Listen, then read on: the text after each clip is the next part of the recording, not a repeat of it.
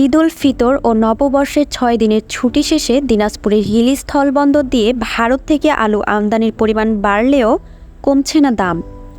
উল্টো সপ্তাহের ব্যবধানে কেজিতে ১০ টাকা করে বেড়েছে।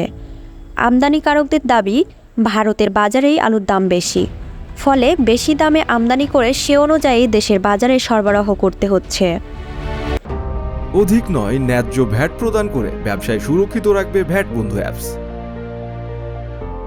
হিলি স্থলবন্দর ঘুরে জানা গেছে, ঈদের আগে হিলি স্থলবন্দরে প্রতি কেজি ডায়মন্ড জাতের সাদা গোল আলু পাইকারিতে ট্রাকসেল ৩০ থেকে ৩২ টাকা দরে বিক্রি হয়েছিল। বর্তমানে সেই আলুর দাম বেড়ে বিক্রি হচ্ছে ৪০ থেকে ৪২ টাকা দরে।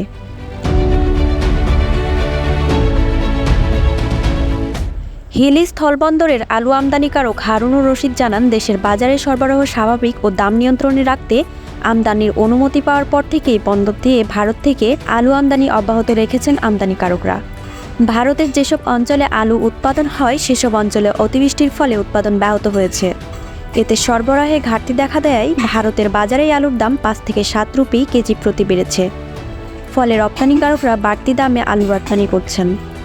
হিলি স্থলবন্দরের জনসংযোগ কর্মকর্তা সোহরাব হোসেন বলেন, আগে বন্দর দিয়ে ৫ থেকে ১০ ট্রাক আলু আমদানি হতো, বর্তমানে তা বেড়ে ২৫ থেকে ৩০ ট্রাকে উন্নতি হয়েছে। বন্দর দিয়ে ঈদের ছুটির পর ১৫ থেকে ১৮ এপ্রিল পর্যন্ত ৪ দিনে ১২৪টি ট্রাকে ৩,২১৭ টন আলু আমদানি হয়েছে।